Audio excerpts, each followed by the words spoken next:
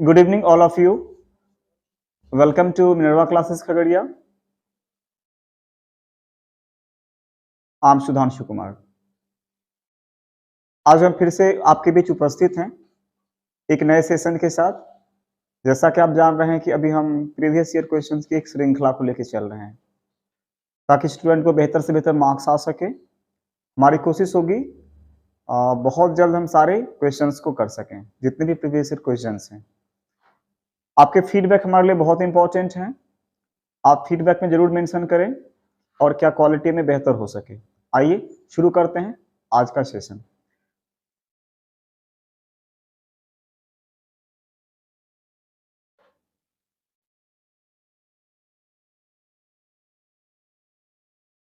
आज का पहला क्वेश्चन है, एक बच्चे की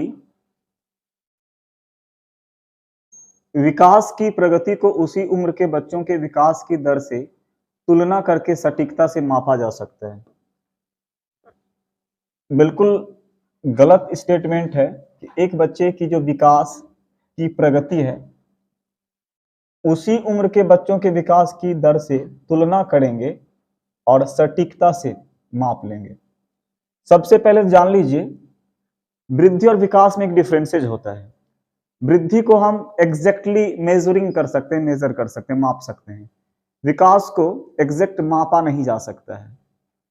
दूसरी बात है, हर बच्चे के विकास की जो गति होती है वह अलग अलग होता है, करीब करीब डिफरेंट होता है.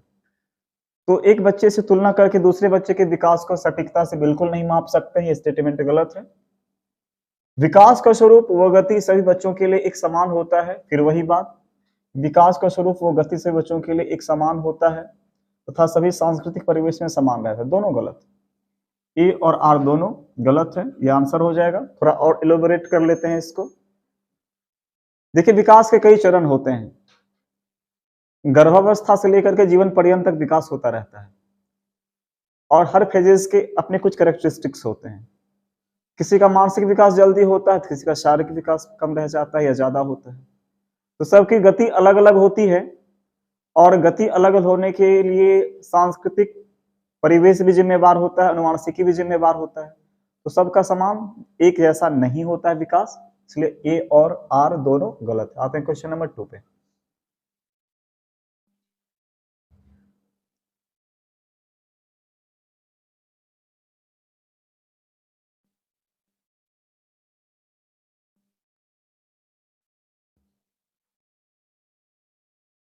Question number 2.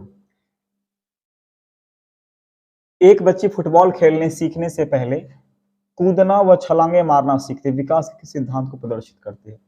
देखिए, दो तरीके का होता है. एक होता है ग्रॉस मोटर स्किल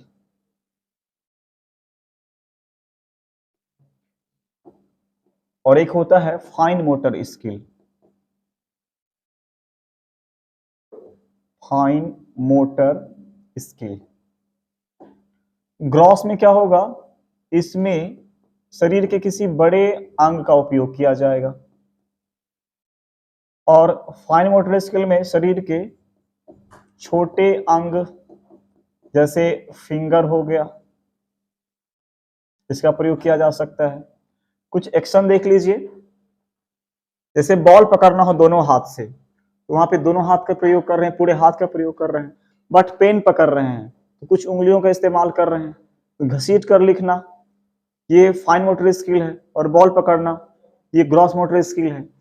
अब है जहां इस तरह की बात हो कि पहले बच्ची क्या कर रही है ना, खेलने सीखने से पहले कूदना व छलांगे मारना ये तरीके से हो रहा है कि शरीर के पहले छोटे अंगों पर नियंत्रण कर बड़े अंगों पर नियंत्रण कर रही है, फिर छोटे अंगों पर. तो ये हो जाएगा आपका, देखिए शीर्षगामी होता है सिफेलोकोडल, सिर से पैर की ओर विकास होता है. ये नहीं होगा. समीप धुरामुख, जिसको इंग्लिश में आप प्रोक्सिमोडिस्टल, PROXI होना चाहिए था, प्रोक्सिमोडिस्टल. ये आंसर हो जाएगा आपका. परिवर्तनीयता नहीं, साम्य धारण नहीं. इक्विलिब्रेशन अलग है, रिवर्सिबिलिटी अलग है, उस पर भी चर्चा कर देता हूं. तो पहले क्या है ना कि बच्चे कूदना सीख रहे हैं, छलांगे मारना सीख रहे हैं, जंप करना सीख रहे हैं, फिर खेलना सीख रहे हैं. खेलने में ज्यादा एक्टिविटी इन्वॉल्व हो रही है, जबकि कूदने में कम स्टेप्स और कम बॉडी ऑर्गन इन्वॉल्व हो रहे हैं। तो निश्चित तौर पे पहले शरीर का नियंत्रण कहाँ हो रहा है? बड़े कार्यों में, फिर छोटे छोटे कार्यों में। फाइन मोटर स्किल डेवलप बाद में होगा और ग्रॉस मोटर स्किल पहले होगा। तो इसके लिए प्रॉक्सिमोडिस्टल थ्योरी इंप्लीमेंट होगा। इसका आंसर हो जाएगा संयुक्त जोरानुक्रम। अब है परिवर्तन, रिवर्सिबिलिटी। ये दोनों वर्ड पियाजे से रिलेटेड है, पियाजे से याद रखेंगे। और दोनों, रिवर्सिबिलिटी का मतलब हो जाता है कि हम 4 जोड़ 2 6 कर लें तो 6 बराबर भी 2 जोड़ 4, या फिर आप ये कह सकते हैं 4 जोड़ 2 बराबर 2 जोड़ 4, यानी 4 + 2 = 2 + 4। ये रिवर्सिबिलिटी है। हम किसी पानी को किसी पात्र में रखें फिर उसको दूसरे पात्र में रखें तो बच्चा समझ सके इसमें द्रव्यमान की मात्रा समान है। इसको पलटावी गुण या रिवर्सिबिलिटी क्वालिटी कहते हैं। और ये जो होता है इक्विलिब्रेशन, किसी नए गुण को ग्रहण करना और फिर किसी उसी गुण को नए तरीके से कुछ परिवर्तन के साथ ग्रहण करना, अर्थात एसिमिलेशन और एकोमोडेशन के बीच की जो योजक कड़ी होती है, जोड़ने वाली कड़ी होती है, उसको इक्विलिब्रेशन या साम्य धारण या संतुलन कहते हैं। आते हैं क्वेश्चन नंबर 3 पे।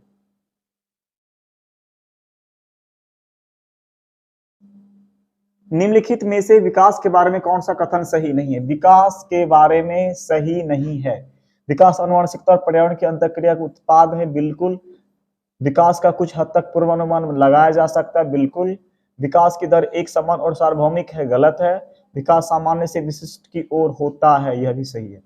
देखिए, विकास 2 चीजों पर डिपेंडेंट करता है, एक हेरिडिटी पे, दूसरा एनवायरनमेंट पे, यानी आनुवंशिकता। आप में जो गुण है वह आपके माँ बाप या आपके पूर्वजों से आए हुए हैं। दूसरा, पर्यावरण मिलना चाहिए उन गुणों के डेवलपमेंट के, उन गुणों के कहना चाहिए कि उजागर होने के लिए। वो गुण कैसे प्रकट होंगे? How they quality appear. तो कैसे अपीयर होंगे? उसके लिए आपको एक बेहतर वातावरण देना होगा, प्रोवाइड करना होगा। तो दोनों के इंटरेक्शन का रिजल्ट है डेवलपमेंट। विकास का कुछ हद तक आप अनुमान लगा सकते हैं, प्रिडिक्शन कर सकते हैं। कुछ at some extent you can predict of development. कैसे कर सकते हैं? कि आप बच्चे की शारीरिक गति, भाषाई बुद्धि, इनको गौर करके आप बता सकते हैं कि भविष्य में यह किस क्षेत्र में जाएगा, या फिर इसका जो करियर होगा या इसके जो संवेदनाएं होंगी, जो इमोशंस होंगे, किस प्रकार का होगा। यह भी सही है। विकास की दर एक समान नहीं होती है। विकास अलग अलग फेज में अलग अलग होता है। शैशवावस्था में विकास बहुत ज्यादा होता है, विकास की जो रफ्तार होती है तीव्र होती है इन्फेंसी फेज में। फिर चाइल्डहुड फेज में थोड़ा सा स्लो होता है। फिर एडोलसेंस में, या यूं कह लीजिए आप कि किशोरावस्था में फिर तेज हो जाता है। दूसरी बात है सार्वभौमिक। विकास हर जगह अलग अलग होता है, हर वातावरण के हिसाब से विकास अलग अलग होता है। आप पहाड़ी क्षेत्र में चले जाएं, वहां पे बहुत ज्यादा फिजिकल डेवलपमेंट नहीं होता है। वहां की त्वचा जो होती है सफेद होती है, उजली होती है, गोरी रंगत होती है। और जो विषुवतीय क्षेत्र के आसपास के लोग हैं, सूर्य की गर्मी की वजह से उनकी त्वचा थोड़ी रंगतें काली होती हैं। तो निश्चित तौर पे सार्वभौमिक नहीं होता है। तो इसका 3 का सही नहीं है, ये हो जाएगा विकास की दर एक समान और सार्वभौमिक है। आते हैं क्वेश्चन नंबर 4 पे। बच्चे अपनी संस्कृति में व्यवहार करने के उपयुक्त तरीके अपने दोस्तों, मीडिया जैसे कई स्रोतों से सीखते हैं। बच्चे सामाजिकरण सीखते हैं व्यवहार करने के उपयुक्त तरीके से, मतलब दोस्त से, मीडिया से, कई स्रोत से सीखते हैं। ये बात सही है। सामाजिकरण एक प्रक्रिया है जो बहुत औपचारिक व अनौपचारिक साधनों के जरिए होता है, फॉर्मल इनफॉर्मल। देखिए, यह भी सही है, यह भी सही है, और सही व्याख्या भी कर रहा है। कैसे सही है? देखिए कि बच्चे अपनी संस्कृति में व्यवहार करने के तरीके, हर कल्चर की कुछ न कुछ कैरेक्टरिस्टिक्स होती है, कुछ विशेषताएं होती हैं। उन विशेषताओं को बच्चा कैसे सीखता है, कहाँ सीखता है? दोस्त से सीखता है, मीडिया से सीखता है, गार्जियन सीखता है, अपने समाज से, पड़ोस से, विद्यालय से सीखता है। वहीं से इन सारे गुणों को आत्मसात करता है, सिमुलेट करता है। और सामाजिकरण का एक प्रोसेस है जिसमें फॉर्मल इनफॉर्मल दोनों आर्टिफाइसेस का यूज होता है। फॉर्मल, विद्यालय फॉर्मल हो गया। बच्चे का जो सोसाइटी है, समाज, जहां बच्चा प्ले ग्राउंड में खेलता है, इनफॉर्मल आर्टिफाइस, अनौपचारिक साधन हो गए। तो ये ए और बी दोनों सही और व्याख्या भी कर रहे हैं। आते क्वेश्चन नंबर 5 पे। मूर्त संक्रियात्मक अवस्था के बच्चों के लिए एक शिक्षिका को अमूर्त संरचनाओं के से सरोकार करने के लिए खूब अभ्यास करवाना चाहिए। वस्तुओं और विचारों को जटिल से वर्गीकृत करने के मौके मुहैया करना चाहिए। ऐसी समस्याएं देनी चाहिए जो उच्च स्तरीय मूर्त सोच पर आधारित हो। ऐसी समस्या देनी चाहिए जो तर्कपूर्ण वैज्ञानिक समझ की आवश्यकता हो। देखिए, मूर्त संक्रियात्मक कंक्रीट ऑपरेशनल फेज COS, इसका पीरियड हो जाएगा आपका 7 to 11 ईयर्स। पियाजे का थ्योरी है ये। अमूर्त संरचना की बात नहीं की जाएगी क्योंकि ये चौथे फेज में होती है और ये तीसरा फेज है। जब अमूर्त संरचना की बात करेंगे तो ये फॉर्मल ऑपरेशनल स्टेज होगा, तो ये आंसर गलत है। वस्तुओं और विचारों को जटिल से वर्गीकृत करने, ये कीवर्ड पकड़िए, क्लासिफिकेशन, वर्गीकरण, क्लासिफिकेशन जो होगा, वर्गीकरण जो होगा, यह तीसरे फेजेस में होती है कि वस्तु और विचार को जटिल से वर्गीकृत करने, अर्थात कॉम्प्लिकेटली वो मिला हुआ है, काफी जटिल तरीके से आपस में जुड़ा हुआ है और उसको हम अलग अलग कर दें, क्वालिटी के बेसिस पे, हाइट के बेसिस पे, लेंथ के बेसिस पे, द्रव्यमान के बेसिस पे, यानी अलग अलग गुणों के बेसिस पे, अलग अलग कैरेक्टरिस्टिक बेसिस पे हम उसको अलग कर सकें, क्वालिफिकेशन उसका कर सॉरी क्लासिफिकेशन कर सकें। यह एक लक्षण होता है मूर्त संक्रियात्मक अवस्था के बच्चों के लिए, तो यह आपका सही है। ऐसी समस्याएं देनी चाहिए जो उच्च स्तरीय मूर्त सोच पर, उच्च स्तरीय मूर्त सोच, थोड़ा इंग्लिश देख लीजिए। Present problems that require higher order abstract thinking. देखिए, ये ठीक ठाक है, ठीक ठाक है कि मूर्त सोच होना चाहिए, लेकिन उच्च स्तरीय, अति उच्च स्तरीय जब होगा धीरे धीरे ये किधर जाना शुरू करेगा, ये हाइपोथेसिस थिंकिंग का बैकग्राउंड लेना शुरू कर देगा, इसलिए यह उतना अधिक सही नहीं है जितना कि ये सही है। ऐसी समस्याएं देनी चाहिए जो तर्कपूर्ण वैज्ञानिक समझ की आवश्यकता हो। ऐसी समस्याएं देनी चाहिए give problem that require logical and scientific thinking. देखिए, वैज्ञानिक सोच तब शुरू होगी जब जहां पर दोनों चीजें होंगी, अर्थात मूर्त चिंतन भी हो और अमूर्त चिंतन भी हो, कंक्रीट थिंकिंग और निश्चित तौर पे फॉर्मल थिंकिंग, दोनों थिंकिंग जब होगी तब वैज्ञानिक समझ की आवश्यकता को आप ठीक तरीके से डील कर सकते हैं या फिर ऐसी बातों को इंप्लीमेंट कर सकते हैं।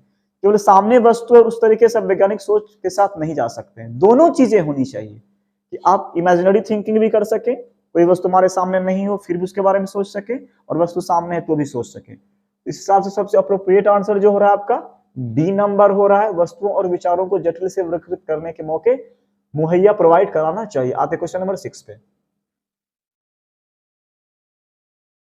जीन पियाजे के संज्ञानात्मक विकास के किस चरण पर बच्चा समझ बना लेता है कि प्रतीकों का इस्तेमाल वस्तुओं को प्रतिनिधित्व करने के लिए किया जा सकता है?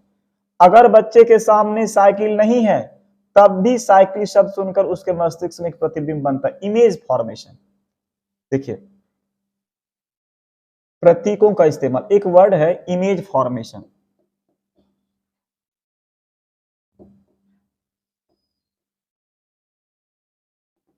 हिंदी में कहा गया है प्रतिमूर्ति निर्माण, प्रतिमूर्ति निर्माण। यह आपका आता है प्री ऑपरेशनल स्टेज में, याद रखिएगा। ये 0 से 2, ये 2 से 7, ये 7 से 11 और ये 11 प्लस, यहां मैं कर देता हूं 11 प्लस। तो ये जो है आपका पूर्व संक्रियात्मक अवस्था। यहां पर बच्चा क्या करता है ना, ऑब्जेक्ट परमानेंस कर लेता है। ऑब्जेक्ट परमानेंस किसको कहते हैं कि कोई वस्तु देखा और उसकी एक छवि, उसका इम्ब्लेम, एक सिंबल, एक इमेज दिमाग में बन गया। अब उस वस्तु को आप हटा दीजिए फिर भी उस वस्तु को ढूंढ निकालेगा, इसको कहते हैं ऑब्जेक्ट परमानेंस। अर्थात साइकिल नहीं है फिर भी साइकिल के बारे में बच्चा सोच रहा है, तो ये ऑब्जेक्ट परमानेंस है निश्चित तौर पे। और ऑब्जेक्ट परमानेंस जब उसमें आ जाता है तब वह प्रतिमूर्ति निर्माण की ओर भी आगे बढ़ता है।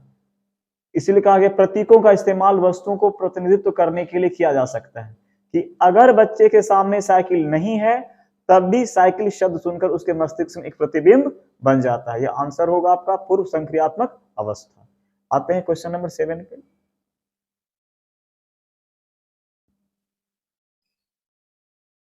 मानव 3 अंकों की संख्याओं का जोड़ करने में अकेले संघर्ष करता है।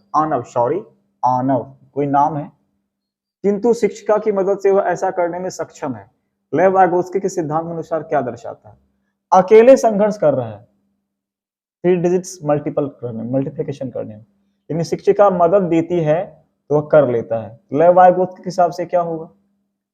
देखिए, zone of proximal development, reinforcement पुनर्बलन स्किनर, मैचुरेशन गैसेल ने इस वर्ड को दिया है, सिंबोलिज्म प्रतीकवाद पियाजे में आ जाएगा एक तरह से। तो आपका क्या हो जाएगा? समीपस्थ विकास क्षेत्र।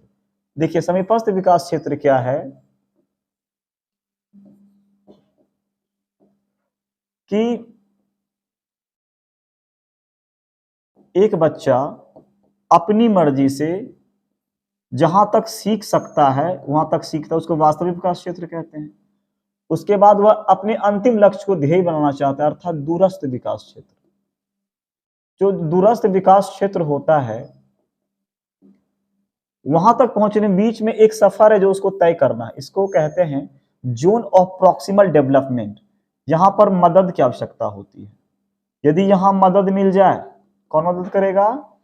MKO, more knowledgeable others. मदद वही करेगा जो बच्चे से ज्यादा नॉलेजेबल होगा, जो बच्चे से ज्यादा जानकारी वाला होगा। तो यदि वह यहाँ पे मदद कर देगा तो क्या होगा? बच्चा उस काम को कर लेगा। याद रखिएगा कि बच्चा संघर्ष कर रहा है और उसको हेल्प मिल जाए तो वह किस क्षेत्र का बच्चा होगा? तो वह बच्चा जो है ZPD का होगा। ऐसे पूछता है ZPD क्या है? तो दूरस्थ विकास क्षेत्र और वास्तविक विकास क्षेत्र के बीच का जो डिस्टेंस होता है, दोनों के बीच की दूरी को ZPD या जोन ऑफ प्रॉक्सिमल डेवलपमेंट कहते हैं। आते हैं क्वेश्चन नंबर 8 पे।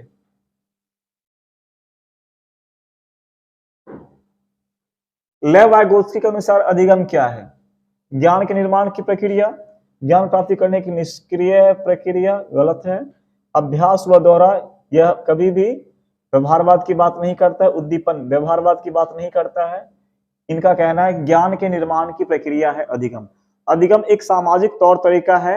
अधिगम से क्या होता है? ज्ञान का निर्माण होता है, नॉलेज का कंस्ट्रक्शन होता है। ऐसी ही बातें कही गई है लेव वाइगोत्स्की के द्वारा। आते हैं क्वेश्चन नंबर 9 पे। आशना अच्छा करती है क्योंकि वह दूसरे के द्वारा अच्छा देखा जाना चाहती है। वह चाहती है उसकी बड़ाई हो, दूसरा कोई उसे अच्छा देखे, अच्छा समझे, इसलिए आशना करती है।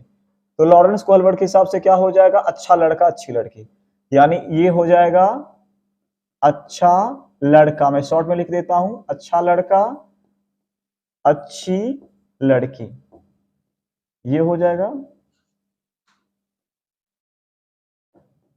अच्छी लड़की।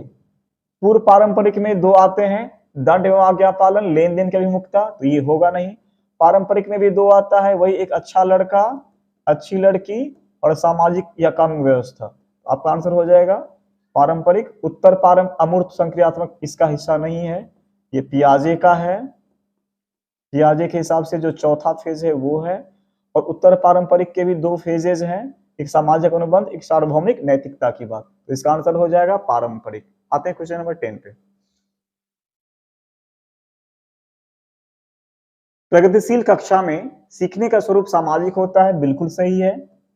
पाठ्यक्रमों की पाठ्य पुस्तकें सीखने का एकमात्र स्रोत है, गलत है। पाठ्य पुस्तक एकमात्र स्रोत नहीं। बैठने की व्यवस्था पूरी तरह से तय होती है, यह भी गलत है। पाठ्यचर्या मानकीकृत होती है, गलत। देखिए, प्रगतिशील कक्षा कहते हैं जहां सीसीएल पैटर्न को फॉलो किया जाए, यानी चाइल्ड सेंटर्ड लर्निंग हो, बच्चे सर्वे सर्वा हो, टीचर फैसिलिटी प्रोवाइडर हो, टीचर फैसिलिटी को देता हो, बस सहायक की भूमिका में हो, लोकतांत्रिक कक्षा कक्ष हो, सभी के साथ समानता का व्यवहार हो, कोई भेदभाव नहीं हो, सबको शामिल किया जाए, इस तरह की बातें होंगी प्रगतिशील कक्षा में, शिक्षा में। ठीक है, तो यहाँ पे स्वरूप क्या होगा? सोशल होगा, सामाजिक होगा। पाठ पुस्तक तो सीखने का जरिया होंगी ही होंगी, लेकिन एकमात्र स्रोत वो नहीं होंगी, इसलिए गलत है। बैठने की व्यवस्था फिक्स नहीं होगी, जो जहां चाहे बैठ सकता है अपनी सुविधा अपने हिसाब से। और जो पाठचर्या करिकुलम होगा वो भी मानकीकृत स्टैंडर्डाइज नहीं होगा, उसमें भी लचीलापन होगा। तो 10 नंबर का ए आंसर होगा। आते हैं क्वेश्चन नंबर 11 पे।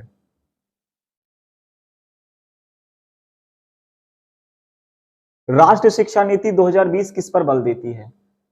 नेप 2020 किसको रिप्रेजेंट करना चाहती है, प्रमोट करना चाहती है, इंफेसिस करना चाहती है। लचीला बहुस्तरीय गति आधारित अधिगम बिल्कुल सही है। बच्चों के केवल संज्ञानात्मक विकास, क्यों मानसिक करेंगे, भौतिक ये सामाजिक कौन करेगा, सामवेगिक कौन करेगा, नैतिक कौन करेगा, गलत है ये। राष्ट्रीय पाठ्यचर्या के मानक, देखिए कभी भी मानकीकरण की ओर आप ना जाएं, स्टैंडर्डाइज कभी भी ना जाएं, कभी नहीं, ये निगेटिव वर्ड है। बच्चों के स्मरण कौशल नहीं, अवधारणात्मक कौशल, कंसेप्चुअल स्किल की तरफ जाएं, मेमोराइज करने की ओर कभी नहीं।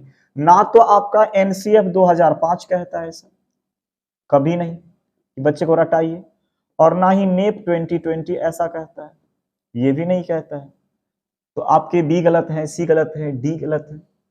विकास तो सब तरह का होना चाहिए, चाहे नैतिक विकास हो, चाहे सामाजिक विकास हो, चाहे शारीरिक विकास हो, चाहे तो शारीरिक विकास हो या फिर सामवेगिक विकास हो, इमोशनल डेवलपमेंट, सब तरह का विकास होना चाहिए।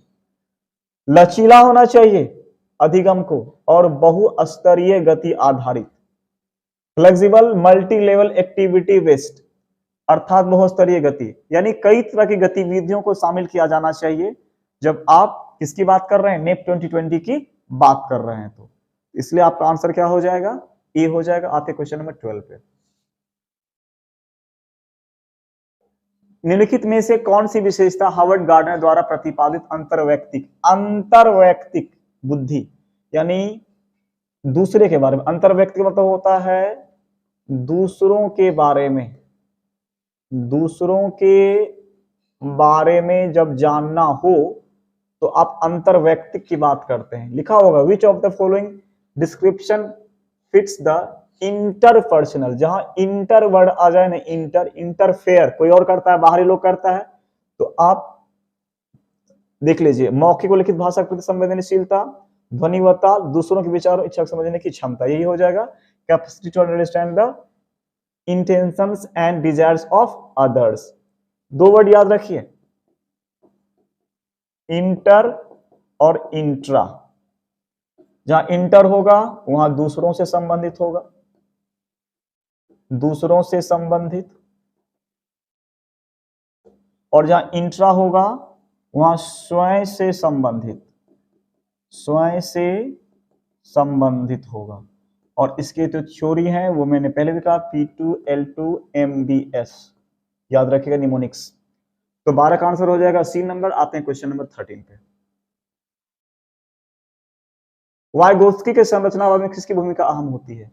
वाइगोत्स्की की चर्चा हो तो आप तीन चीज पे गौर करेंगे, एक समाज, एक संस्कृति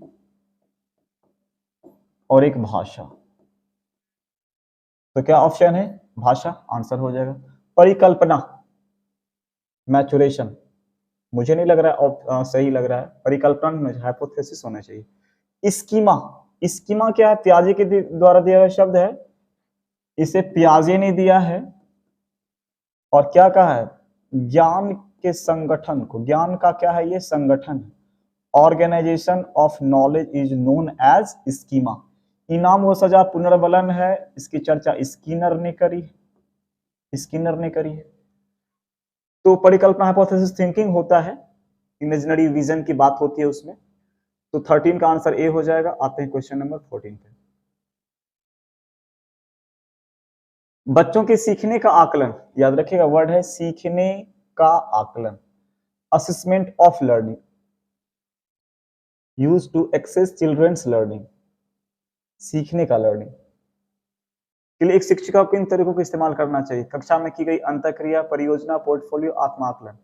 देखिए, सीखने का जब आकलन कर रहे हैं कि बच्चा ने एक निश्चित अवधि में कितना सीखा है, एक बच्चा एक निश्चित समयावधि में हमारे द्वारा बताए गए अधिगम को, कराए गए अधिगम को कितना ज्यादा सीख पाया है, तो इस तौर तरीके को हम कहेंगे अधिगम का आकलन या सीखने का आकलन।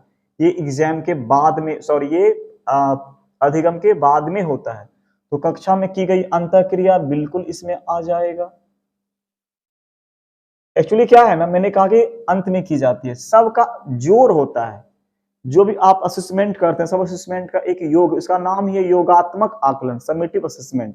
इसमें ये चीजें भी आएंगी, शुरू में होंगी फॉर्मेटिव और सारे फॉर्मेटिव को भी ऐड किया जाएगा।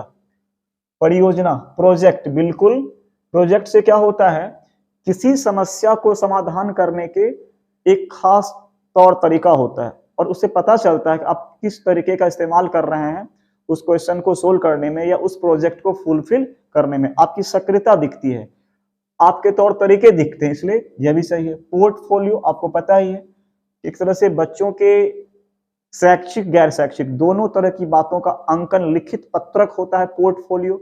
पोर्टफोलियो, पोर्ट माने ढोना, फोलियो माने फाइल, एक तरह से सूचनाओं के संग्रह की पत्रिका, अर्थात सूचनाओं के संग्रह की ऐसी पत्रिका जिसे हम कैरी कर सकते हैं, ढो सकते हैं। अर्थात आप चले जाएंगे लेकिन आपसे जुड़ी हुई तमाम जानकारियां, आपके मार्क्स कैसे हैं, आपकी एक्टिविटी कैसी है, आपका बिहेवियर कैसा है, सब कुछ को नोट किया जाता है उसमें और वो पोर्टफोलियो में दर्शाया जाता है। तो यह भी सही है। आत्म आकलन, कभी कभी बच्चे खुद के बारे में असेसमेंट करते हैं। क्या असेसमेंट करते हैं?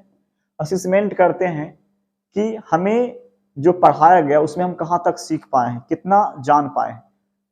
तो निश्चित तौर पे बच्चा कभी कभी अपने बारे में खुद का असेसमेंट करता है, सेल्फ असेसमेंट करता है और उस सेल्फ असेसमेंट से बच्चे को एक प्रेरणा भी मिलती है और सबसे बड़ा मोटिवेशन यही होता है कि बच्चा खुद अपने बारे में सोचे और एक्टिवनेस उसकी बढ़ जाती है।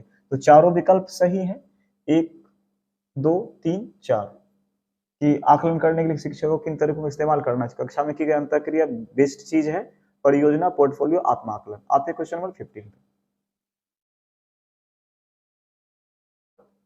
राष्ट्रीय शिक्षा नीति 2020 के अनुसार मूल्यांकन का उद्देश्य किसकी जानकारी देता है?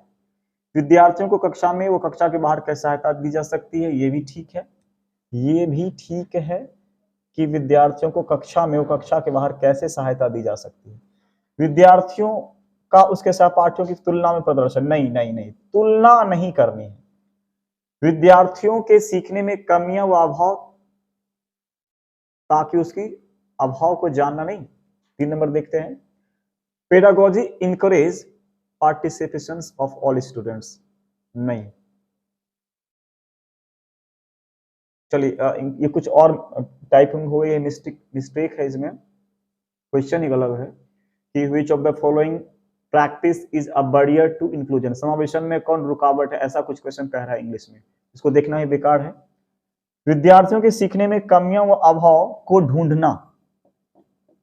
ढूंढना होना चाहिए, ढूंढना, ताकि उसकी असफलता की पुष्ट पहचान तो होना चाहिए, पुष्ट पहचान की जा सके। विद्यार्थियों की रटने की क्षमता की जानकारी नहीं। देखिए सी भी पार्शियली सही है और ए भी सही है कि हम क्या कर रहे हैं कि उद्देश्य का मतलब क्या है, क्यों नेप 2020 कहता है कि मूल्यांकन करना चाहिए, कि विद्यार्थी के सीखने में कमी क्या है, अभाव क्या है, ताकि उसकी असफलता पहचानी जा सके। लेकिन यहाँ पे एक वर्ड आया है असफलता, बच्चा असफल होगा क्यों? बच्चा कभी भी असफल नहीं हो सकता है। हाँ ये कह सकते हैं कि बच्चा थोड़ा कम सीख सकता है किसी और की तुलना में। तुलना को करनी नहीं है, आप मन ही मन सोचिए कि टारगेट था 5 तक का टेबल करना और उसने 3 तक का टेबल किया, 2 का टेबल किया, 4 का टेबल किया, तो बच्चा असफल नहीं हो रहा है, लर्निंग तो हो ही रहा है। इस हिसाब से चूंकि असफलता को जानना आप चाह रहे हैं, यह विकल्प आपका सही नहीं हो रहा है। अब बचता क्या है, विद्यार्थी को कक्षा में वो कक्षा के बाहर कैसे सहायता दी जा सकती है, कि स्टूडेंट को हम किस तरीके से अधिगम कर रहे हैं। दो चीजें छिपी हुई हैं, कक्षा के अंदर शैक्षिक, कक्षा से बाहर गैर शैक्षिक, कक्षा के अंदर औपचारिक, कक्षा से बाहर अनौपचारिक। अर्थात दोनों तौर तरीकों में हम बच्चे को कैसे सिखाएं, कैसे पढ़ाएं, ताकि बच्चा बेहतर तरीके से अधिगम कर सके, अर्थात सार्थक अधिगम कर सके, मीनिंगफुल लर्निंग कर सके और हमारी कोशिश, हमारा प्रयास हद तक सफल हो सके। मूल्यांकन का यही उद्देश्य होना चाहिए नेप 2020 के हिसाब से। इसलिए इसका आंसर हो जाएगा ए नंबर। आते हैं क्वेश्चन नंबर 16 पे। निम्न में से कौन सी प्रथम समावेशन में बाधक है? समावेशन में कौन बाधक है? Which of the following practice is a barrier to inclusion? कक्षा का अनुशासन एक दूसरे के लिए परस्पर सम्मान पर आधारित है। देखिए सम्मान पर कुछ भी आधारित होगा तो क्या होगा, एक दूसरे की भावनाओं को शामिल किया जाएगा। अनुशासन हो या पढ़ाई हो, हालांकि अनुशासन एक बेहतर शब्द नहीं है 1 to 5 के लिए। अनुशासन का मतलब हो जाता है रिस्ट्रिक्शन, एक खास रेगुलेशन, फिक्स क्राइटेरिया। लेकिन यहाँ पर वाक्य को पढ़िए, कह रहा है कि कक्षा का अनुशासन एक दूसरे के परस्पर सम्मान पर आधारित है।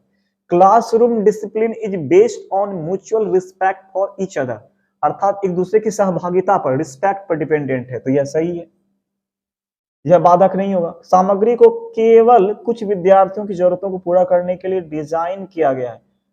आप क्या कर रहे हैं, कुछ को आप शामिल कर रहे हैं, बाकी को छोड़ दे रहे हैं।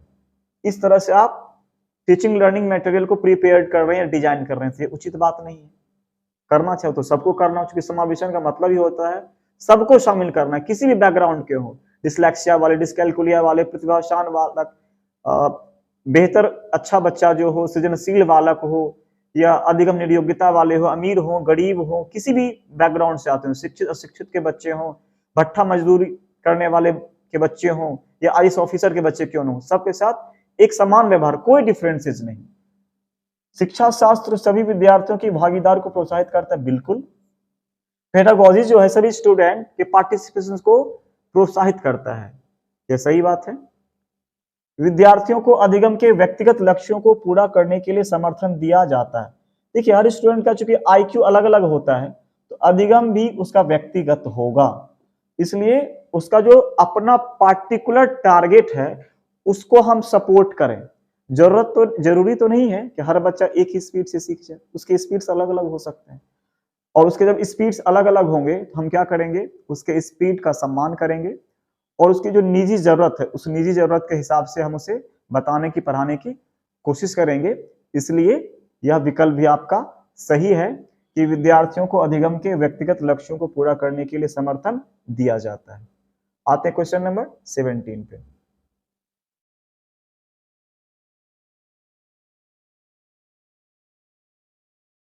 निम्नलिखित में से कौन हाशिए के समूहों में विद्यार्थियों को शामिल करने में बाधा उत्पन्न करता है? ये हाशिया क्या होता है? हाशिया को अभिवंचित वर्ग, अभिवंचित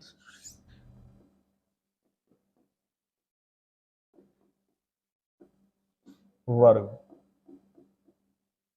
या फिर इसको कहीं कहीं डिप्राइव्ड वर्ड होना चाहिए, नहीं दिया है।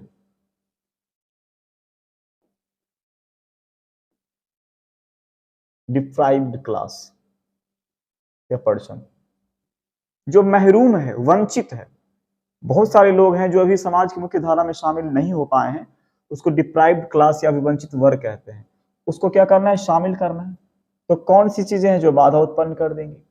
शैक्षिक स्थानों तक पहुंच, अधिकारों में समता, भाग लेने का अवसर, सामाजिक वर्तिका। शैक्षिक स्थानों तक पहुंच, यदि हर बच्चा एजुकेशनल इंस्टीट्यूशंस तक एक्सेस कर पा रहा है, पहुंच पा रहा है, यह तो समावेशन में मदद करेगा, यह तो अच्छी बात है।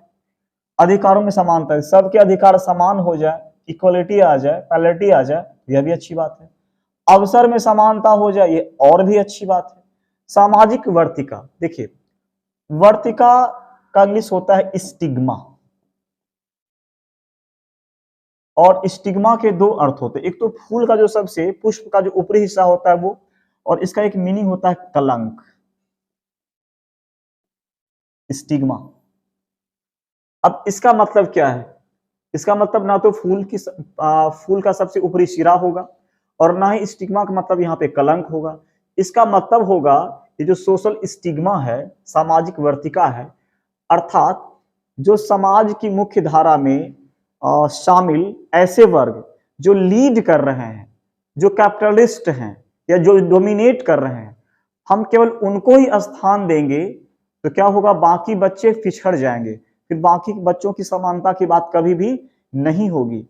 इसलिए सोशल स्टिग्मा या सामाजिक वर्तिका को हम इग्नोर करेंगे, तभी हम उसको इंक्लूड कर सकेंगे, शामिल कर सकेंगे। हालांकि एक तरह से कलंक के जैसा ही है कि हम समाज के मुख्य धारा में उन लोगों को शामिल नहीं कर पा रहे हैं जो हमारे भारतीय संस्कृति, सभ्यता या फिर हमारी भारत भूमि का एक अभिन्न व्यक्ति है, क्लास है, जाति है, उपजाति है। निश्चित तौर पे यह गर्व नहीं शर्म की बात है और यह बाधा उत्पन्न करेगा यदि हम ऐसी बात को लीड करके चलेंगे। समाज कुछ खास वर्ग को ही लेके चलेंगे जो लीड रोल में है और बाकी को हे दृष्टि से देखेंगे। तो 17 का आंसर हो जाएगा डी।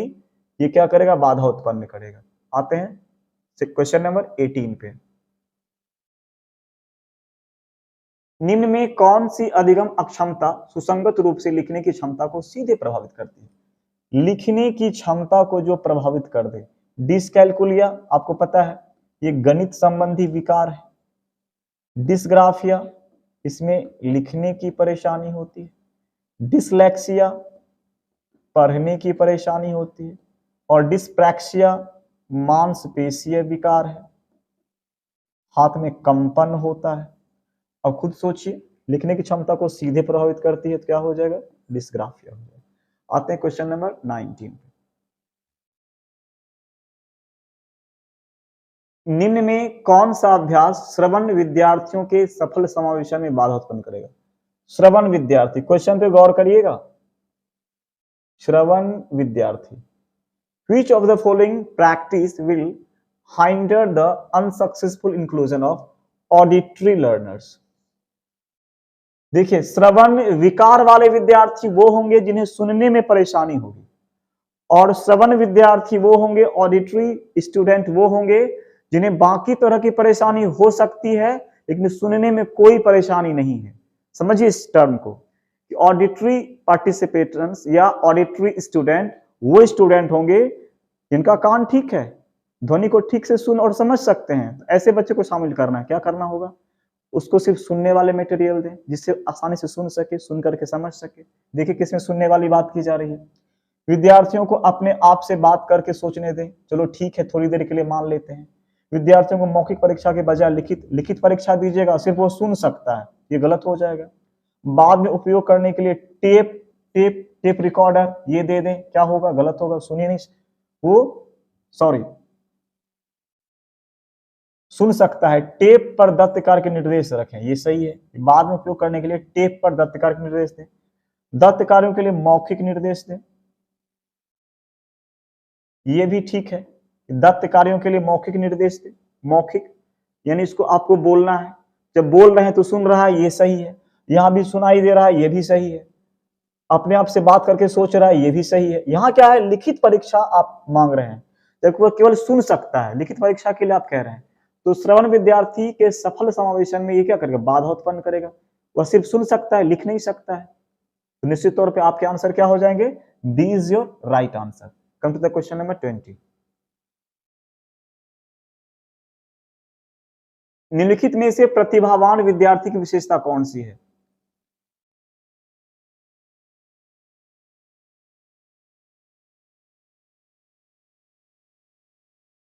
धीमी समझ। जो प्रतिभाशाली स्टूडेंट होगा उसकी समझ कभी धीमी होगी? वह तो तेज तर्राक स्टूडेंट है। जिज्ञासा कमी होगी? नहीं। सोच में सटीकता की आवश्यकता? हाँ, बच्चा काफी बेहतर अनुमान लगा लेगा। उसकी सोच में एक सटीकता होगी, एक ऑथेंटिसिटी होगी। आसान कार्यों को चुनने की प्रवृत्ति। जो बच्चा प्रतिभावान होगा आसान कार्य को क्यों चुनेगा? तो क्या हो जाएगा? सोच में सटीकता की आवश्यकता, need for precision in thinking. निश्चित तौर पे जो प्रतिभावान स्टूडेंट होंगे वह बच्चा क्या करेगा? जो भी सोचेगा ना रिजल्ट के आसपास का सोचेगा, उसका अनुमान लगभग तय रिजल्ट के हिसाब से होगा। तो इसका आंसर हो जाएगा सी नंबर। आते हैं क्वेश्चन नंबर 21 पे। एक शिक्षिका अपने विद्यार्थियों में बोध कौशल को सुसाध्य करना चाहती है। बोध कौशल ये क्या होता है? बोध माने समझना, अंडरस्टैंडिंग स्किल को बेहतर करना चाहती है। इस उद्देश्य के लिए निम्नलिखित में से किससे बचना चाहिए? क्या नहीं करना है? संकल्पना मानचित्र, ये तो होना चाहिए, पिछले कई सेट्स में मैंने करा है। संदर्भहीनता, ये गलत है। रूपरेखीकरण, इंग्लिश देख लीजिए। आउटलाइनिंग, ये भी होना चाहिए। सारांशीकरण, समराइजिंग, ये भी होना चाहिए। ये सारे क्वालिटी जो हैं ये होना चाहिए। यदि आप उसको क्या कर रहे हैं ना, कॉम्प्रिहेंसिव स्किल या अंडरस्टैंडिंग स्किल को डेवलप करना चाह रही हैं। संकल्पना मानचित्र क्या होता है? आप किसी कंसेप्ट के बारे में पहले दिमाग में खाका तैयार करते हैं, इस काम को हमें ऐसे करना है, इस तरीके से करना है। तो इससे क्या होता है, बच्चे की सोच अपसारी होती है, वो अपसारी चिंतन को कर पाता है, और अपसारी चिंतन होगा तो बच्चे अच्छे से एनालिसिस करेंगे, यह उसके समझ को बेहतर बनाने के लिए बहुत अच्छे से सहयोग करेगा। दूसरा है संदर्भहीनता। आप किसी टॉपिक पे समझा रहे हैं, अब जैसे आप बता रहे हैं किसी फूल के बारे में, सपोज आप फूल के बारे में बता रहे हैं, फूल में डेवलपमेंट कैसे होता है, उसमें फोटोसिंथेसिस एक्टिविटी कैसे होती है, उसके कौन कौन से पार्ट हैं, या उसके कुछ ऐसे पार्ट्स हैं जिसका यूज की आयुर्वेद मेडिसिन के लिए किया जा सकता है। आपको बताना चाहिए था ये फूल के बारे में, और आप उसको बता रहे हैं क्या, कहना चाहिए किसी जानवर के बारे में बता रहे हैं, तो क्या इरिलेवेंट है? रिलेवेंट है ही नहीं। बताना था फूल के बारे में, बता कुछ और के बारे में रहे। तो जो संदर्भहीनता की बातें होती है उससे समझ विकसित नहीं होगी, बच्चा और क्या होगा, काफी एक दूसरे नॉलेज को उलझुल तरीके से आपस में लपेटेगा, उसमें क्लासिफिकेशन नहीं कर पाएगा, तो ये उचित बात नहीं है। रूपरेखीकरण, आउटलाइनिंग क्या होती है कि जब आप किसी पैसेज को, कंटेक्स्ट को पढ़ते हैं, किसी टेक्स्ट को पढ़ते हैं, तो उसमें कुछ चीज होते हैं जो कीवर्ड्स होते हैं, जिसको आप हाईलाइट कर लेते हैं, या उससे कुछ आप कंसेप्ट डेवलप करते हैं कि इस पूरे का मतलब ये है, कुछ कीवर्ड में, कुछ लाइन में, कुछ शब्द में, ये आउटलाइनिंग हुआ, अर्थात उससे एक नए सेंस की उत्पत्ति हो रही, एक नए नॉलेज का क्रिएशन हो रहा है। आउटलाइनिंग भी बढ़िया चीज है अंडरस्टैंडिंग को डेवलप करने में, इसके स्किल को बेहतर करने में। और सारांशीकरण, ये तो आपको पता ही है कि हम किसी चीज का सारांश, समराइज तब कर पाएंगे जब हमें उस पूरे थीम के बारे में अच्छे से हमने समझ लिया है, उसके कंसेप्ट को डेवलप कर लिया है। तो ये भी सही है आपका। तो किससे बचना चाहिए? तो बचना चाहिए संदर्भहीनता से, और आपका आंसर यही हो जाएगा, संदर्भहीनता, डी, कंटेक्चुअलाइजिंग। आइए क्वेश्चन नंबर 22 पे आते हैं। विद्यार्थियों में एक संप्रत्यय के अधिगम को सुसाध्य करने के लिए एक शिक्षक को क्या करना चाहिए? क्वेश्चन है कि कोई कंसेप्ट है और उस कंसेप्ट को आप लर्निंग में इंक्लूड करना चाह रहे हैं, शामिल करना चाह रहे हैं, उसके लिए टीचर को क्या करना चाहिए? आपके ऑप्शंस है, नई जानकारी और पिछले ज्ञान के बीच संबंध बनाने से बचें। ये तो बिल्कुल सही बात है कि नई जानकारी और पिछले ज्ञान के बीच संबंध बनाना चाहिए, जबकि यहाँ क्या कह रहा है, बचना चाहिए। तो ये आपका गलत है। क्यों? क्योंकि नई जानकारी जो भी होती है वो आपके पिछले नॉलेज पर ही डिपेंडेंट होता है। यदि आप 4 का पहरा जान रहे हैं तभी तो आप 5 का पहरा, 5 का टेबल बच्चों को दे पाएंगे। निश्चित तौर पे पुरानी जानकारी के बेसिस पे ही नई जानकारी को गढ़ा जाता है। दूसरा है, नियमों को समझने और अवधारणा की विशेषताओं को परिभाषित करने पर ध्यान दें। थोड़ा गौर करिए कि नियमों को समझने, नियम को क्या करना है, समझना है, रटना नहीं है, और अवधारणा की विशेषता को परिभाषित करना, यानी जो कंसेप्ट से अवधारणा है उसके कैरेक्टरिस्टिक्स को बताना है, विशेषता को बताना है, उस पर ध्यान देना है। तो यह भी उचित बात कर रहा है कि नियम को समझना है, रटना नहीं है, और अवधारणाओं की विशेषताएं होती हैं। प्रत्येक अवधारणा को कैसे समझेंगे? अवधारणाओं को समझने के लिए आप यदि उसकी विशेषताओं पर फोकस करेंगे, उसके कुछ फीचर निकल करके सामने आएंगे, और उन फीचर को समझ करके आप इजिली उन अवधारणाओं को एसिमुलेट कर सकते हैं। तो यह आपका सही हो रहा है। अगला है, विषय वस्तु से संबंधित आवश्यक और गैर आवश्यक जानकारियों को मिश्रित कर दें। देखिए आप क्या कर रहे हैं, किसी कंसेप्ट को समझा रहे हैं, तो जो भी आपका रिलेवेंट टॉपिक है, उस टॉपिक में जो जरूरी चीजें हैं उसको तो आप बता रहे हैं, यहां तक तो सही है। लेकिन कह रहा है कि गैर आवश्यक, जो बिल्कुल उसके लिए आवश्यक नहीं है, इररिलेवेंट है, नॉन एसेंशियल है, वैसे नॉलेज इंफॉर्मेशन को भी आप क्या कर रहे हैं, मिक्सअप कर रहे हैं, मिला रहे हैं, तो बच्चा दिग्भ्रमित हो जाएगा यहां से। इसलिए आप हाफ पार्ट जो है ये आपका सही नहीं है, इसलिए पूरा पार्ट आपका गलत हो जाएगा। अगला ऑप्शन है, सामग्री और जानकारी को अत्यधिक मूर्त और जटिल रूप में प्रस्तुत करें। ठीक है, सामग्री को मूर्त रूप में प्रस्तुत करना चाहिए, यहां तक तो ठीक है, लेकिन कह रहा है अत्यधिक जटिल रूप में।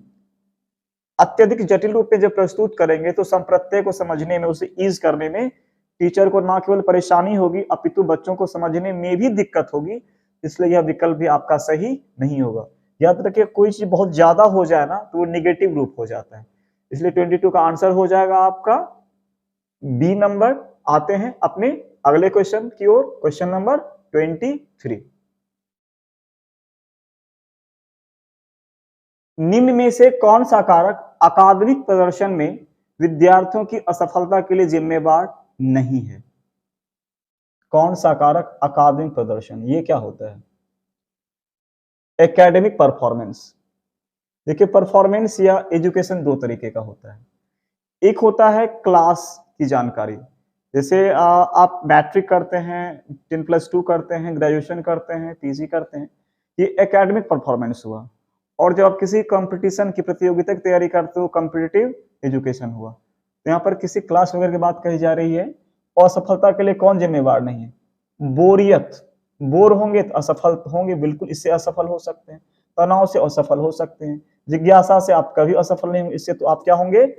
जिज्ञासा होगी तो आप सफल हो जाएंगे, सक्सेस कर जाएंगे। भय से आप क्या होंगे? आप असफल होंगे। तो जिम्मेवार कौन नहीं है? तो जिज्ञासा, यही आपका क्या हो जाएगा? आंसर। जिज्ञासा जितनी रहेगी, क्यूरियोसिटी जितनी रहेगी, ईगरनेस जितनी रहेगी, आप अपने परफॉर्मेंस को उतना बेहतर कर सकेंगे, क्योंकि आपको इंटरनली मोटिवेट करेगा। That's why C is the right answer for this question. आते हैं क्वेश्चन में 24।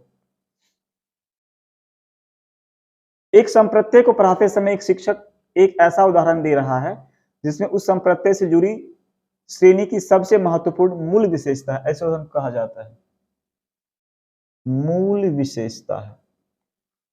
एक भ्रांति, एक गैर उदाहरण, एक आद्य रूप, एक अपवाद। देखिए, क्वेश्चन समझिए पहले कि कोई संप्रत्यय है, कोई कंसेप्ट है, अवधारणा है, उसको टीचर पढ़ा रहे हैं और एक ऐसा उदाहरण दिया जा रहा है उस शिक्षक के द्वारा जिसमें उस कंसेप्ट से जुड़ी हुई सबसे इंपॉर्टेंट कैरेक्टरिस्टिक शामिल है, सबसे मूल विशेषता है। अर्थात उस विशेषता के बाद ही कोई दूसरी तीसरी विशेषता आ सकती है। जैसे आपसे पूछा जाए कि पौधे का सबसे बड़ा लक्षण क्या है, तो पौधे का सबसे बड़ा लक्षण कैसे पहचानेंगे? पौधा है वो, उसमें पत्तियां होंगी, उसमें टहनियां होंगी, शाखा होंगी। तो ये क्या है? ये मौलिक विशेषता। इस विशेषता के बाद ही कोई विशेषता पता चलेगा। ये तो तुरंत विजिबल है, हम तुरंत इजीली देख सकते हैं। ये क्या होगा? भ्रांति नहीं है, एक गैर उदाहरण नहीं है, एक आद्य रूप। आद्य रूप को लिखा है प्रोटोटाइप, यही आपका आंसर हो जाएगा। एक अपवाद भी नहीं है। प्रोटोटाइप का मतलब ही होता है कि जो सबसे मेन फीचर होता है किसी चीज का, उसको प्रोटोटाइप कहा जाता है। सबसे मेन फीचर के बारे में बतला दिया गया, वह मूल विशेषता की चर्चा कहीं कहीं कर रही है टीचर महोदय। इसलिए 24 का आंसर हो जाएगा सी नंबर। आते हैं क्वेश्चन नंबर 25 पे। एक निर्दिष्ट लक्ष्य तक पहुंचने के लिए विद्यार्थियों को उनकी संज्ञानात्मक क्षमताओं पर चिंतन करने के लिए प्रोत्साहित करके एक शिक्षक निम्नलिखित के किसके विकास को सुगम बना रहा है? एक निर्दिष्ट लक्ष्य तक पहुंचना है, रीच अ स्पेसिफाइड गोल।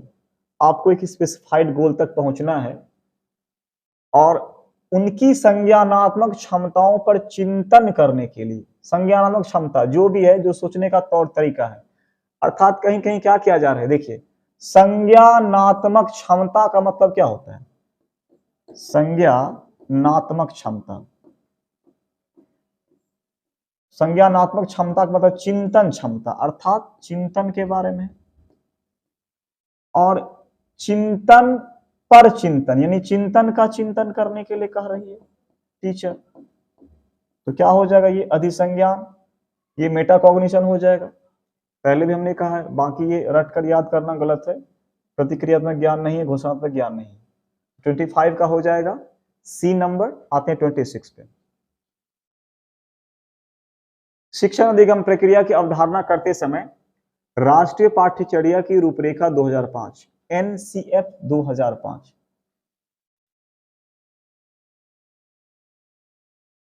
निम्न में से किसके महत्व पर बल देती है? सक्रिय जुड़ाव और बातचीत, बिल्कुल सक्रिय जुड़ाव और बातचीत पर बल देती है। वेधन और बार बार अभ्यास, नहीं। सामग्री को रटकर याद करना, बिल्कुल नहीं। उत्तेजना प्रतिक्रिया संग, बिल्कुल नहीं। देखिए, किसके महत्व पर बल देती है? Active engagement and interactions. Active engagement का मतलब क्या हुआ कि बच्चा इंगेज रहे, जुड़ा हुआ रहे और एक्टिवली सक्रियता के साथ जुड़ा रहे। जब बच्चा सक्रिय होगा, खुद करके सीखना चाहेगा, निश्चित तौर पर बच्चा जुड़ेगा। और बच्चा जितना जुड़ेगा, जितना सक्रिय होगा क्लास में, उतना क्या होगा, सार्थक अधिगम होगा। एनसीएफ इसी की वकालत करता है। और इंटरेक्शन भी होनी चाहिए, बातचीत भी होनी चाहिए। बातचीत से क्या होता है, ज्ञान का आदान प्रदान होता है, इससे भी कक्षा जीवंत बनती है, लाइव क्लास हो जाता है। निश्चित तौर पे लगता है कि जैसे कि बच्चे वास्तव में सीख पा रहे हैं। अब यदि आप ड्रिल करेंगे, आपने एक खास तौर तरीका दे दिया, उस पर आप बार बार प्रैक्टिस करवा रहे हैं, बार बार प्रैक्टिस करवा रहे हैं, रिपीट करवा रहे हैं, तो क्या होगा, इससे बच्चा एक मशीनरी तौर तरीके से सीख पाएगा।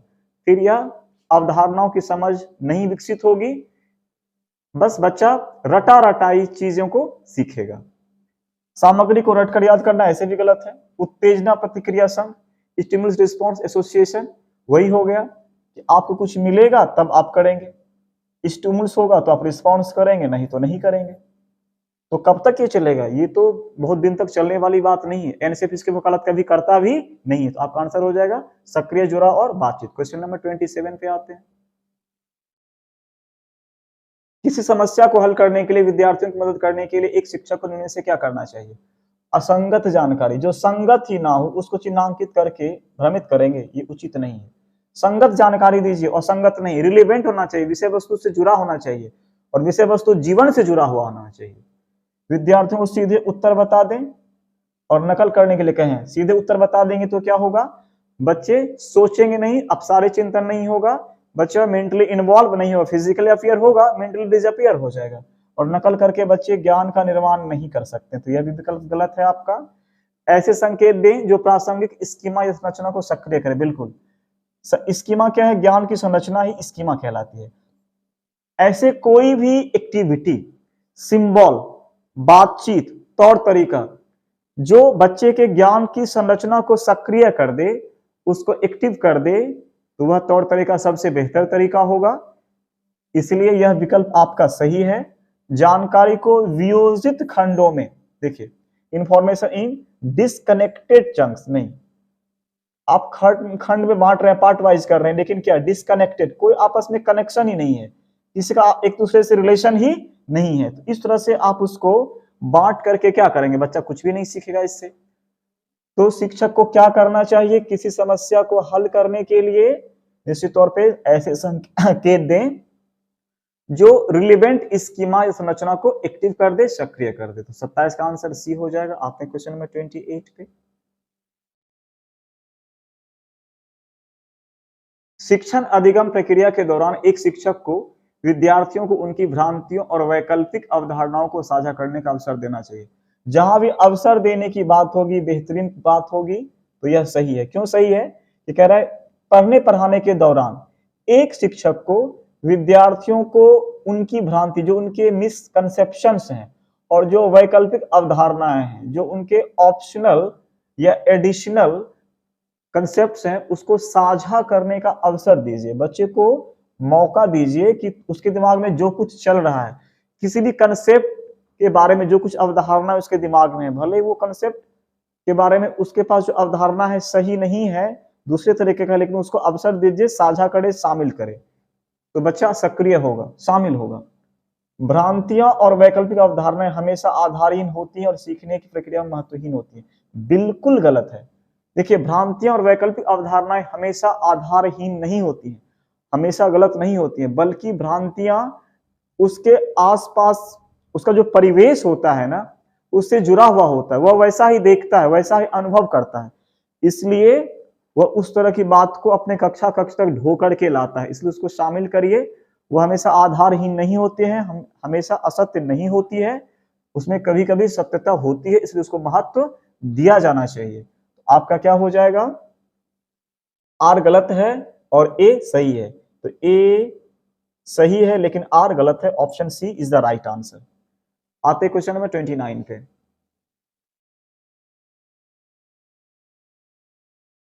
अधिगम असहायता या लाचारी तब महसूस होती है जब एक विद्यार्थी यह मानता है अधिगम मजबूरी का विषय बन जाए, मतलब अधिगम करने में असहजता हो। कब, जब क्षमता में सुधार हो सकता है उसका ध्यान महारत के लक्ष्यों पर केंद्रित होता है। जब क्षमता में सुधार हो, स्टूडेंट ऐसा फील करे, लर्नर ऐसा सोचे कि मेरी क्षमता जो भी कम है, कमजोर है, उसमें सुधार हो सकता है, तो फिर उसको लाचारी और असहायता क्यों महसूस होगी? तो यह गलत है। प्रयास क्षमता को प्रभावित करते हैं और उसका ध्यान प्रदर्शन लक्ष्यों पर केंद्रित होता है। बिल्कुल, प्रयास जो है, जो आपके एफर्ट है, क्षमता को इन्फ्लुएंस्ड करता है, अफेक्टेड करता है और उसका ध्यान प्रदर्शन लक्ष्यों पर केंद्रित होता है। यह सही है। शैक्षणिक गतिविधियों के परिणाम नियंत्रणीय है। इंग्लिश देख लेते हैं। Efforts impact ability and focus is on performance goals. सही है। जो भी एजुकेशनल एक्टिविटी होती है उसके जो परिणाम होंगे ना, वो आपके कंट्रोल में होंगे। बिल्कुल सही है। आप जब चाहें तब पढ़ने पढ़ाने को अपने तरीके से डील कर सकते हैं, अपनी क्षमता को बेहतर कर सकते हैं। यह आपके नियंत्रण की चीज है। ऐसा नहीं है कि आप एक बार कमजोर हो गए, पिछड़ गए, आप कभी बेहतर कर ही नहीं सकते। परिणाम को जब चाहे तब आप बेहतर कर सकते हैं, जब चाहे तब अच्छा कर सकते हैं। आपके पढ़ने के तौर तरीके या फिर अधिगम के अप्रोच पर डिपेंड करता है। शैक्षणिक गतिविधियों के परिणाम अनियंत्रित होते हैं। यह भी गलत है। इसको मैंने क्यों काटा था? यह तो सही है। यह सही है कि क्षमता में सुधार हो सकता है और उसका ध्यान महारत के लक्ष्यों पर केंद्रित होता है। लेकिन कह रहा है कि कब असहायता महसूस होगी?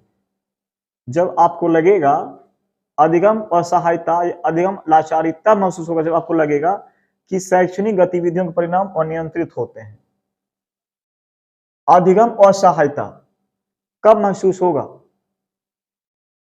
आप लर्न हेल्पनेस कब महसूस करेंगे, कब अक्यूर होगा?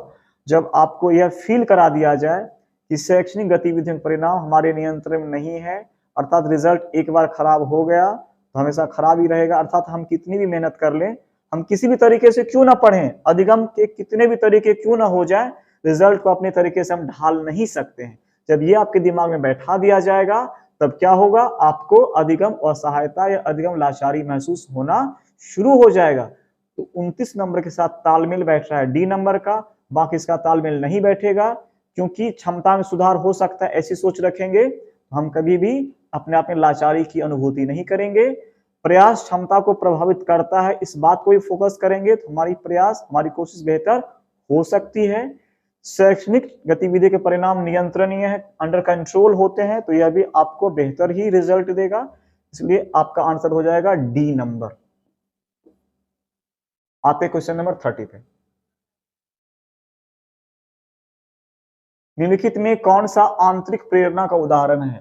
हमने कई सेट्स में करवाया है यह कि आंतरिक प्रेरणा, माता पिता द्वारा दंड बाह्य प्रेरणा बाहरी चीज है। एक गतिविधि में रुचि के कारण, देखिए रुचि अंदर की चीज है, रुचि अंदर की चीज है, ये आंतरिक प्रेरणा है। प्रशंसा पा रहे हैं किससे? बाहर के लोगों से ना, ये बाह्य प्रेरणा है। मतलब ये बाह्य प्रेरणा है। ये भी क्या है? ये बाह्य प्रेरणा है।